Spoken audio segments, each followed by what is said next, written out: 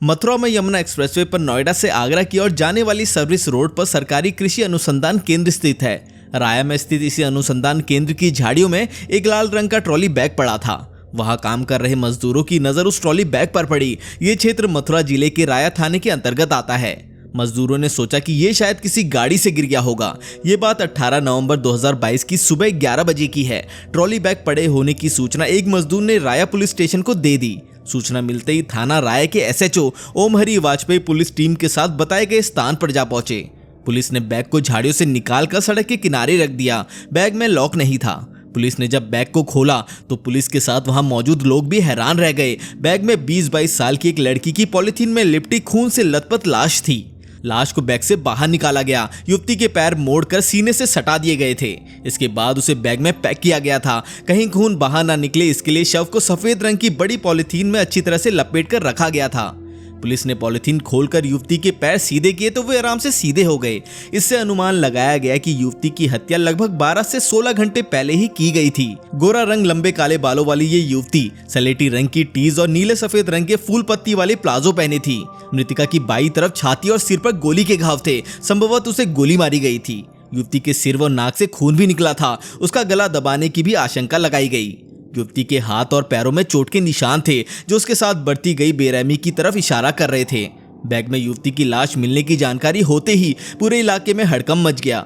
लाश का मुआयना करने के बाद एसएचओ ओम हरि वाजपेयी ने तुरंत अपने उच्चाधिकारियों को घटना की जानकारी दी ताकि वो भी घटनास्थल पर फॉरेंसिक टीम के साथ पहुंच जाएं। अधिकारियों ने लाश का निरीक्षण किया। युवती के पैर के नाखूनों पर हरे रंग की नेल पॉलिश लगी थी। बाएं हाथ पर लाल कलावा और काला धागा भी बांधा था। बैग में लाल, सफेद और बैंगनी रंग की साड़ी भी मिली। पहने हुए कपड़ों से यह अंदाजा लगाया गया कि युवती मध्यम वर्गीय परिवार की है। फुल साइज के उस ट्रॉली बैग का टैग हटा हुआ था, लेकिन एक जगह कुछ अजीब सा लिखा था। युवती का शव नोएडा की ओर से आने वाली सर्विस रोड पर मिला था। इससे माना जा रहा था कि कार में रखकर बैग को यहाँ लाया गया होगा। पुलिस ने मौके की कार्रवाई निपटाने के बाद शव को 72 घंटे के लिए मोर्चरी में रखवा दिया। वहीं फॉरेंसिक टीम ने घटनास्थल तथा ट्रॉली बैग से जरूरी सबूत जुटाए। युवती की शिनाख्त व हत्या के खुलासे के लिए कार्यवाहक एसएसपी ने पुलिस की 4 टीमें लगा दी। ट्रॉली बैग से शव मिलने की सूचना पर जुटी भीड़ में शामिल लोग इस बात की चर्चा कर रहे थे कि युवती कहीं लव जिहाद का शिकार तो नहीं हो गई है। पढ़ी लिखी और पहनावे से शहरी लग रही युवती के दिल्ली, एनसीआर या आसपास के जिलों की होने की संभावना व्यक्त की जा रही थी। 1 साल पहले भी एक महिला और उसके 2 बेटों की हत्या करके उनके शव मथुरा क्षेत्र में एक्सप्रेसवे पर फेंके गए थे। शव फेंकने के लिए यमुना एक्सप्रेसवे मशहूर बनता जा रहा था। इस बात को लेकर लोग चिंतित हैं। पुलिस कयास लगा रही थी कि ट्रॉली बैग में मिली युवती की हत्या में 1 से अधिक लोग शामिल हो सकते हैं। फिलहाल पुलिस का पूरा फोकस युवती की पहचान पर आकर टिक गया था। युवती का अपहरण किए जाने की भी पुलिस को आशंका थी। पुलिस का कहना था कि युवती की जिस तरह हत्या करने के बाद ट्रॉली बैग में पैक करके उसको हाईवे की झाड़ियों में फेंका गया, उससे आशंका है कि युवती का अपहरण किया गया हो। इसके बाद उसके साथ कोई गलत काम किया गया हो। कहीं राज खुल ना जाए, इस कारण हत्या करके शव को ठिकाने लगा दिया गया है। युवती के शरीर पर जिस तरीके के कपड़े मिले थे उससे ये अंदाजा लगाया जा रहा था कि युवती कहीं घर पर थी या उसे किसी होटल में रोका गया था। ये भी संभावना लग रही थी कि वो शायद लिव इन रिलेशन में हो। पुलिस को आशंका थी कि युवती की हत्या प्रेम प्रसंग में हुई है। युवती की पहचान के लिए राष्ट्रीय अपराध रिकॉर्ड ब्यूरो और जिला अपराध रिकॉर्ड ब्यूरो के आंकड़े भी इस मकसद से जुटाए गए कि कहीं इस हुलिये से मिलती जुलती युवती की गुमशुदगी तो दर्ज नहीं है। गुमशुदगी में लगी फोटो से मृतिका की शक्ल का मिलान भी किया जाने लगा। 24 घंटे बीत जाने के बाद भी पुलिस मृतिका की शिनाख्त नहीं करा सकी। तब कार्यवाहक एसएसपी मार्कंडे प्रकाश सिंह ने 3 टीमें और बनाई। नोएडा से लेकर आगरा तक के सीसीटीवी कैमरों की फुटेज पुलिस टीमों ने खंगालने शुरू किए। युवती का पूरा विवरण फोटो सहित सोशल मीडिया पर प्रसारित किया गया। जैसे ही ये खबर चर्चा में आई, वैसे ही मुख्यमंत्री और डीजीपी कार्यालय से लगातार इसकी जानकारी ली जाने लगी। ऐसे में पुलिस भी युवती की हत्या का पर्दाफाश करने के लिए तनाव में थी। दिल्ली, एनसीआर में मृतिका के पोस्टर भी लगवाए गए। इसके अलावा पुलिस की टीमें युवती की पहचान के लिए गुरुग्राम, अलीगढ़, हाथरस, नोएडा, आगरा और दिल्ली तक पहुंची। इसके बाद कानपुर देहात जिले से एक परिवार जानकारी मिलने पर 19 नवंबर 2022 की सुबह थाना राया पहुंचा। उनकी बेटी 11 नवंबर से गायब थी। पुलिस ने जब मृतिका की फोटो उस परिवार को दिखाई तो वो लाश उनकी बेटी की नहीं निकली। अलीगढ़ से भी एक परिवार पहुंचा था और भी कई जिलों से पुलिस के पास फोन आए, लेकिन कोई नतीजा नहीं निकला। आखिर में पुलिस की मेहनत रंग लाई। 48 घंटे बाद किसी अनजान व्यक्ति का राया पुलिस के पास फोन आया। फोन करने वाले ने बताया कि उसने एक व्हाट्सएप ग्रुप में जो अज्ञात युवती की लाश देखी है वो उसे पहचानता है। उस युवती का नाम आयुषी यादव है, जो मकान नंबर 2461 गली नंबर 65 ब्लॉक 2 मोलरबंद एक्सटेंशन थाना बदरपुर नई दिल्ली की रहने वाली है। ये जानकारी मिलने के बाद कार्यवाहक एसएसपी मार्तन प्रकाश सिंह ने 2 टीमों को 20 नवंबर को दिल्ली रवाना कर दिया। पुलिस की टीमें फोन पर बताए गए दिल्ली के पते पर पहुंच गई। फोटो का मिलान करते हुए पुलिस टीम ने घर वालों से पूछताछ की। पुलिस ने मृतिका का फोटो जब उन्हें दिखाया तो उन्होंने पहले तो उस फोटो को पहचानने से इनकार कर दिया, लेकिन पुलिस के पास पुख्ता जानकारी थी कि ये फोटो आयुषी की है। इसलिए बार बार पुलिस ने पूछा तो आयुषी के छोटे भाई आयुष ने बताया कि ये फोटो उसकी बड़ी बहन आयुषी की है। 48 घंटे तक हवा में तीर चला रही पुलिस को यहीं से उम्मीद की किरण दिखी। पूछताछ में परिजनों ने बताया कि आयुषी 17 नवंबर 2022 की सुबह घर से कहीं गई थी। पुलिस ने पूछा, जब लड़की गायब थी तो आपने इसकी सूचना स्थानीय पुलिस को क्यों नहीं दी? पुलिस के इस सवाल पर परिजनों ने कहा कि वो अपने स्तर से उसे तलाश कर रहे थे। आयुषी 17 नवंबर की सुबह घर से गई थी। उसका शव पुलिस को 18 नवंबर को मिला था। शव की हालत देखकर 12 से 16 घंटे पहले हत्या होने का अनुमान लगाया जा रहा था। इसका मतलब ये हुआ कि घर से निकलने के बाद जहां भी आयुषी गई वहां रात में उसकी हत्या करने के बाद सुबह के समय शव को मथुरा लाकर डाला गया था। उस समय घर पर आयुषी के पिता नितेश यादव मौजूद नहीं थे। पुलिस ने नितेश यादव के बारे में जानकारी पता की तो पता चला कि वो एक इलेक्ट्रीशियन है और काम करने गए हैं। पुलिस उसके भाई को साथ लेकर नीतीश को तलाशने लगी। कई घंटों की तलाश के बाद 44 वर्षीय पिता नीतीश एक राजनीतिक पार्टी के कार्यालय में मिल गए। पिता नीतीश, मां ब्रजबाला और भाई आयुष को लेकर पुलिस मथुरा के लिए रवाना हुई ताकि वो लाश की शिनाख्त कर सके। 20 नवंबर 2022 रविवार की देर शाम पोस्टमार्टम पर शव को देखते ही उन सभी ने लाश की पहचान आयुष के रूप में कर ली। मां फूट फूट कर रोने लगी। हालांकि पुलिस को शुरुआत में ही घर वालों से बात करने के दौरान ही शक हो गया था कि आयुषी की हत्या ऑनर किलिंग में की गई है। इसी के चलते पुलिस नीतीश यादव को पोस्टमार्टम गृह तक नहीं लाए। प्राइवेट कार से एसएचओ उमर बाजपेयी, एसआर विनय कुमार और एक सिपाही के साथ केवल मां ब्रजबाला और भाई आयुष को ही लाया गया था। नीतीश का परिवार मूल रूप से गाँव सुनारी देवरिया उत्तर प्रदेश का रहने वाला है। दिल्ली में एक राजनीतिक दल के चुनाव कार्यालय से पुलिस ने नीतीश यादव को उठाया था। हत्यारोपी नीतीश पूरी शिद्दत से एमसीडी चुनाव में जुटा हुआ था। वो उस समय नशे में धुत था। नशे में होने के कारण पुलिस ने उसे अलग गाड़ी में बिठाया। शव की पहचान के लिए स्वाट टीम नीतीश को लेकर मथुरा चली तो रास्ते में ही पुलिस ने उसे पूछताछ शुरू कर दी। पूछताछ के दौरान ही उसने बियर पीने की मांग की। पुलिस ने युवती की हत्या की सच्चाई जानने के लिए इसकी इच्छा पूरी की। इसके बावजूद वो पुलिस को गुमराह करता रहा। आखिर 20 नवंबर 2022 की देर रात लगभग 11:30 बजे पुलिस ने जब सख्ती की तो नीतीश टूट गया। उसने अपनी 22 वर्षीय बेटी आयुषी यादव की गोली मारकर हत्या करने का जुर्म कबूल कर लिया। कार्यवाहक एसएसपी मार्तन प्रकाश सिंह ने प्रेस कॉन्फ्रेंस में जानकारी देते हुए बताया कि आयुषी की हत्या पिता नीतीश और मां ब्रजबाला ने मिलकर की थी। हत्या के बाद सबूत छुपाने में दोनों शामिल थे। आरोपियों की निशानदेही पर हत्या में प्रयुक्त कार लाइसेंसी रिवॉल्वर 2 खोखों को अब तक बरामद कर लिया गया था। Ayushi Delhi global institute of technology में बीसीए की अंतिम वर्ष की होनहार छात्र थी। राजस्थान के भरतपुर का रहने वाला छत्रपाल गुर्जर का एक रिश्तेदार आयुषी का सहपाठी था। सहपाठी ने आयुषी से छत्रपाल का परिचय कराया। छत्रपाल भी दिल्ली में बैंक प्रतियोगिता की तैयारी कर रहा था। इसी दौरान दोनों की दोस्ती हो गई और दोनों ने अपने फोन नंबर एक दूसरे को दे दिए। यहीं से दोनों के अफेयर की शुरुआत हुई। दोनों ने एक दिन हाथ पकड़कर जीवन भर साथ देने का वादा किया। जब इसकी जानकारी आयुषी के घर वालों को हुई तो उन्होंने दोनों का विरोध किया। विरोध के बावजूद आयुषी ने छत्रपाल से चोरी छिपे 13 नवंबर 2021 को दिल्ली के आर्य समाज मंदिर में शादी कर ली थी, जबकि उसने इसी वर्ष 14 अक्टूबर को शादरा के जिला मजिस्ट्रेट के कार्यालय में अपने विवाह का पंजीकरण करा लिया था। माता पिता इस शादी के खिलाफ थे। उस समय उन्होंने इसका विरोध किया था, लेकिन आयुषी ने उनकी एक ना सुनी। आयुषी ने कहा, पापा मैं अब बड़ी हो गई हूँ, अपने फैसले ले सकती हूँ, अपना अच्छा बुरा सोच सकती हूँ। उस समय तक माता पिता को पता नहीं था कि आयुषी प्रेम विवाह कर चुकी है। बाद में जब उन्हें पता चला तो पिता ने उसे समझाया, बेटा दूसरी जाति में शादी करने से हमारे समाज में बहुत बदनामी होगी। अगर तुमने शादी ही करनी है तो अपनी जाति में करो। तब आयुषी ने कहा, पापा मैं छत्रपाल को बहुत प्यार करती हूँ और वो भी मुझे बहुत चाहता है। मां ब्रजबाला ने भी आयुषी के दूसरी जाति के लड़के से शादी करने का विरोध किया था और उसे काफी समझाया था। छत्रपाल से शादी करने के बाद आयुषी अपनी मर्जी से जब चाहे पति के पास चली जाती थी। कहने को आयुषी अब तक एक बार भी अपने ससुराल भरतपुर नहीं गई थी।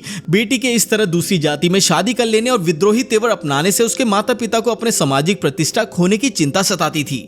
दिल्ली में नीतीश यादव का मोलरबंद एक्सटेंशन में 2 मंजिला मकान है। 17 नवंबर को दोपहर के 2 बजे का समय था। हत्या वाले दिन आयुषी अपने पति से मिलने गई थी और देर से लौटी थी। इसी बात को लेकर उसका मां से झगड़ा हो गया था। मां ने उसकी शिकायत फोन पर नीतीश से करने के साथ उसे घर भी बुला लिया। आयुषी की इस हरकत से पिता तैश में आ गया और अपना आपा खो बैठा और उसने गुस्से में अपनी लाइसेंसी रिवॉल्वर से 2 गोलियां आयुषी को मार दी। एक गोली सिर में और दूसरी उसके सीने में मारी। होनहार बेटी को गोली मारते समय पिता का कलेजा और हाथ भी नहीं कांपे। मां ने भी अपने पति का पूरा साथ दिया।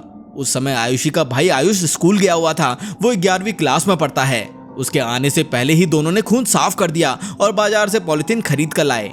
दोनों ने शव को पॉलिथीन में पैक करने के बाद ट्रॉली बैग में बंद कर दिया और इस ट्रॉली बैग को मकान की पहली मंजिल के कमरे में रख दिया। इसकी पड़ोसियों को क्या, यहाँ तक कि बेटे को भी कोई भनक नहीं लगी। बेटा लौट कर आया तो उसने दीदी के बारे में पूछा। मां ने बताया कि वो कहीं चली गई है।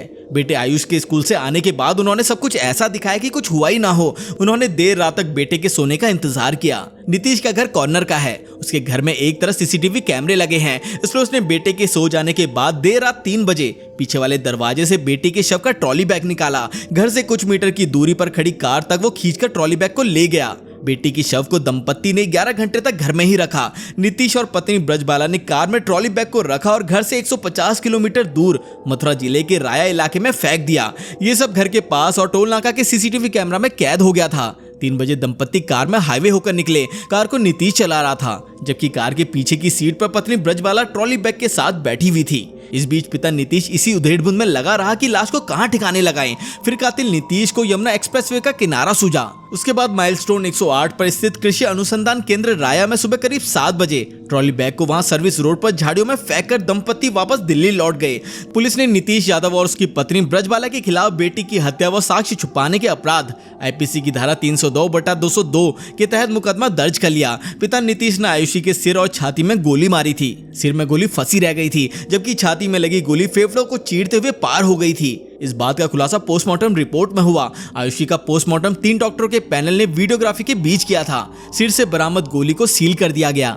आयुषी पढ़ाई में काफी तेज थी। वो नीट की प्रवेश परीक्षा पास कर चुकी थी, लेकिन साक्षात्कार के लिए नहीं गई थी। आयुषी की ये बात भी माता पिता को खबर लगी थी, क्योंकि परिजन उसे डॉक्टर बनते देखना चाहते थे। पोस्टमार्टम के बाद नीतीश ने बेटी का अंतिम संस्कार यहीं करने की इच्छा व्यक्त की। तब पुलिस अभिरक्षा में लक्ष्मीनगर क्षेत्र में यमुना के दूसरे किनारे पर ध्रुव घाट पर उसका अंतिम संस्कार किया गया। अपाक होकर जिन हाथों से बेटी के हाथ पीले करने का संकल्प लिया था, उन्हीं हाथों से बेटी की जान लेने के बाद नीतीश ने बेटी को मुखाग्नि दी। उस समय मां कुछ दूरी पर खड़ी रोती रही, जबकि आयुषी का छोटा भाई आयुष वहां मौजूद नहीं था। आयुषी यादव और छत्रपाल गुर्जर की शादी की बात जहां आयुषी के घर वालों को पता थी, वहीं छत्रपाल गुर्जर के घर वाले शादी से बेखबर थे। उसने अपनी शादी की बात माता पिता को नहीं बताई थी। 2 दिन पहले घर वालों को आयुषी की हत्या के बाद इस बात का पता चला था। वहीं आयुषी की मां ने घटना से 10 दिन पहले फोन पर छत्रपाल को धमकाया था कि मेरी बेटी से बात मत करना, वो तुम्हारी वजह से परेशान रहती है। नीतीश यादव ने जिस रिवॉल्वर से गोली मारकर बेटी की हत्या की थी, उसका लाइसेंस साल 2003 में अपने गांव देवरिया से बनाया था। ये लाइसेंस ऑल इंडिया के लिए मान्य था। उस समय नीतीश लगभग 25 साल का था। बेटी की गोली मारकर हत्या करने वाले नीतीश यादव का उसके मोहल्ले में खौफ बना हुआ था। वो पूरे इलाके में खुद को पुलिसकर्मी बताते हुए लोगों पर रौब जमाता और अपनी मनमानी करता था। मोलबंद इलाके में जहां नीतीश रहता है, वहां उसके 6 घर हैं। यहाँ एक घर में नीतीश पूरे परिवार के साथ रहता है। ग्राउंड फ्लोर पर उसके बुजुर्ग माता पिता रहते थे। वहीं पहली मंजिल पर नीतीश अपनी पत्नी, बेटी व बेटे के साथ रहता था। इसी मोहल्ले में नीतीश के चाचा का भी मकान है। उसके पड़ोसियों ने बताया कि उससे मिलने वाले मोहल्ले के घरों के सामने अपनी गाड़ी खड़ी कर देते थे। विरोध करने पर वो रिवॉल्वर दिखाकर लोगों को धमकाता था कि वो पुलिस में है, कोई उससे उलझा तो गोली मार देगा। नीतीश के पिता गामा प्रसाद यादव गुरुग्राम में इंजीनियर थे। जब यहाँ जमीन के भाव कम थे तो उन्होंने 6 प्लॉट खरीद लिए। एक पर अपना मकान बनाकर वो परिवार के साथ रहने लगे। शेष 5 प्लॉट पर नीतीश ने मकान बनाया और किराए पर उठा दिए। नीतीश के अपने पिता से भी अच्छे संबंध नहीं थे। उसकी हरकतों से आगे जाकर उन्होंने अपने मकान अपनी बेटी के नाम करने की धमकी दी। इस पर वो आग बबूला हो गया और पिता के साथ भी मारपीट कर डाली। मोहल्ले के लोग बीच बचाव करने पहुंचे तो नीतीश ने उन्हें भी धमकी दी कि हमारे घरेलू मामले में दखल देने की जरूरत नहीं है। 22 साल की आयुषी ने अपनी मर्जी से दूसरी जाति के युवक से शादी करने के बाद अपने माता पिता पर दबाव बनाने का प्रयास किया, क्योंकि माता पिता आयुषी को छत्रपाल से बात करने व मिलने से मना करते थे। घटना वाले दिन जब उसका अपनी मां से झगड़ा हुआ, तब उसने घर वालों पर दबाव बनाने के लिए कहा कि वो प्रेग्नेंट है। स्वयं को गर्भवती बताना उस पर भारी पड़ा। इस बात को सुनकर नीतीश अपने गुस्से को रोक नहीं सका और बेटी को गोली मार दी, जबकि पोस्टमार्टम की रिपोर्ट में पता चला कि आयुषी प्रेग्नेंट नहीं थी। नीतीश को अपने पिता गामा प्रसाद से दिल्ली व उसके आसपास पैतृक संपत्ति मिली थी, जिसके बाद उसने खुद भी जमीन आदि का कारोबार कर लिया। वो एक दुकान भी चलाता था। नीतीश कुमार यादव मूल रूप से उत्तर प्रदेश के देवरिया जिले के गांव सुनारी का रहने वाला था। अपनी बेटी आयुषी की हत्या करने के बाद 18 नवंबर को उसके शव को देवरिया ले जाकर फूंकने की योजना थी। पुलिस पूछताछ के दौरान अपनी योजना के बारे में उन्हें नीतीश ने बताया। तड़के घर से देवरिया के लिए निकले थे। दंपत्ति की योजना थी कि गांव जाकर बता देंगे कि बेटी का एक्सीडेंट हो गया था। दिन निकल आने और चेकिंग के डर से उन्होंने मथुरा के एक्सप्रेसवे की सर्विस रोड पर ही झाड़ियों में ट्रॉली बैग को फेंक कर वापस चले गए। आयुषी की हत्या के बाद दिल्ली के मोलरबंद स्थित मकान से पुलिस और फॉरेंसिक टीम द्वारा मृतका के खून के सैंपल के अलावा कपड़े, ट्रॉली बैग, पोछा जिससे फर्श का खून साफ किया गया था आदि सैंपलों को एकत्र किया गया। इन सैंपलों को राया पुलिस ने जांच के लिए FSL लखनऊ भेज दिया। इसके साथ ही पुलिस ने सबूत के तौर पर कार फोर्ड फिएस्टा, आयुषी का मोबाइल फोन, नीतीश का लाइसेंसी रिवॉल्वर का लाइसेंस तथा आयुषी की शादी का प्रमाण पत्र बरामद किया। आरोपी पिता ने कार और रिवॉल्वर को दिल्ली ले जाकर यमुना किनारे अधबनी एक मकान में छिपा दिया था। जिस रिवॉल्वर से गोली मारी थी उसके लाइसेंस को पड़ोसी छोटे लाल यादव के घर में छिपा दिया था ताकि किसी को जानकारी ना हो सके। आयुषी की हत्या में प्रयोग की गई नीतीश की रिवॉल्वर और बुलेट को बैलिस्टिक जांच के लिए आगरा की विधि विज्ञान प्रयोगशाला में भेज दिया। सीसीटीवी फुटेज के साथ ही मोलरबंद स्थित कार की फॉरेंसिक रिपोर्ट भी तैयार की जा रही थी ताकि उसे न्यायालय में सबूत के रूप में प्रस्तुत किया जा सके। पुलिस आयुषी के मोबाइल की जांच कर रही थी। वो क्षेत्रपाल के अलावा और किस किस से बात करती थी, कौन कौन उसके संपर्क में था, पुलिस कॉल डिटेल भी खंगाल रही थी। जिस समय आयुषी की हत्या हुई उसका मोबाइल फोन कहाँ था, जब माँ बाप उसके शव को ठिकाने लगाने के लिए निकले तो उसके मोबाइल की लोकेशन कहाँ थी। कोर्ट में पुलिस इसे भी साक्ष्य के रूप में उपयोग करेगी। 20 नवंबर 2022 को नीतीश और ब्रजबाला को हिरासत में लिया गया था। इसके बाद 21 नवंबर को पुलिस ने इस हत्याकांड का पर्दाफाश कर दिया। पुलिस ने खुलासे के लिए लगभग 100 पुलिसकर्मियों की 14 टीमें लगाई। वो 300 सीसीटीवी कैमरे खंगाले। बेटे आयुष की हत्याकांड में कोई भूमिका नहीं पाए जाने पर उसे घर ही छोड़ दिया गया। 22 नवंबर 2022 को पूर्वाह्न 11 बजे नीतीश के पिता गामा प्रसाद यादव आयुष व अन्य रिश्तेदारों के साथ राया थाना पहुंच गए। उन्होंने नीतीश से कोई बात नहीं की। वे रोते रहे जबकि आयुष ने अपने माता पिता से बातचीत की। दोपहर के बाद दोनों को ACJM रमेश सिंह की अदालत में पेश किया गया।